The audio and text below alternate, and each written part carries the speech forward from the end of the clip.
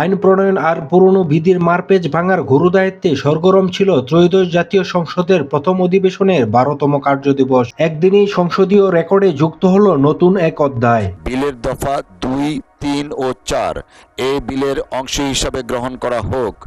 যারা এই প্রস্তাবের পক্ষে আছেন তারা হাঁ বলুন। কণ্ঠভোটে একে একে পাশ হলো ৩১টি গুরুত্বপূর্ণ বিল, যেখানে মূল লক্ষ্য ছিল অন্তর্বর্তী সরকারের জারি করা অধ্যাদেশগুলোকে স্থায়ী আইনি রূপ দেওয়া কিংবা বাতিল ও সংশোধন করা। পাশ হওয়া বিলগুলোর মধ্যে বড় একটি অংশ অর্থাৎ ২৭টি বিলে অন্তর্বর্তী সরকারের জারি করা অধ্যাদেশের বিধানগুলো রাখা হয়েছে অপরিবর্তিত।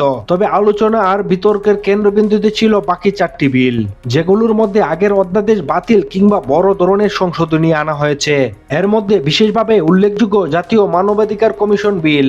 এই বিলটির মধ্যে অন্তর্বর্তী সরকারের অধ্যাদেশ বাতিল করে ফিরিয়ে আনা হয়েছে ২০০৯ সালের মূল আইনটি। মাননীয় স্পিকার, আপনাকে ধন্যবাদ। মাননীয় স্পিকার, আমি মোহাম্মদ আসাদুজ্জামান, মন্ত্রী, আইন, বিচার ও সংসদ বিষয়ক মন্ত্রণালয় প্রস্তাব করছি যে জাতীয় মানবাধিকার কমিশন আইন ২০০৯ পুনঃপ্রচলন করিবার উদ্দেশ্যে আনিত বিলটি জাতীয় মানবাধিকার কমিশন রহিতকরণ ও পুনঃপ্রচলন বিল ২০২৬ অবিলম্বে বিবেচনার জন্য গ্রহণ করা হোক। এছাড়া পৃথক সচিবালয় এবং বিচারক নিয়োগ সংক্রান্ত দুটি গুরুত্বপূর্ণ অধ্যাদেশও রহিত হয়েছে সংসদে। পরিবর্তনহীন ২৭টি বিলের তালিকায় রয়েছে গণমানুষের জীবনের সঙ্গে যুক্ত নানা অনুষঙ্গ। স্থানীয় সরকারের ইউনিয়ন পরিষদ, পৌরসভা, উপজেলা ও সিটি কর্পোরেশনের সংশোধন বিল থেকে শুরু করে বাংলাদেশ শ্রম আইন, এনার্জি রেগুলেটরি কমিশন এবং ব্যক্তিগত উপাত্ত সুরক্ষা বিলের মতো গুরুত্বপূর্ণ বিষয়গুলো এখন থেকে স্থানীয় আইনের অধীনে পরিচালিত হবে।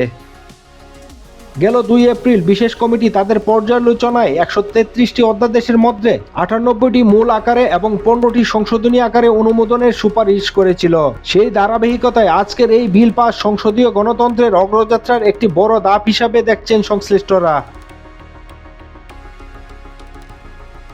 সংসদীয় বিশেষ কমিটির দীর্ঘ পর্যালোচনার পর এই বিলগুলো পাশের মাধ্যমে অন্তর্বর্তীকালীন ব্যবস্থার আইনি নৈতিকতা নিশ্চিত হলো। তবে রহিত হওয়া বিলগুলোর ক্ষেত্রে সরকারের পরবর্তী পদক্ষেপ কি হবে, এখন সেটিই দেখার বিষয়।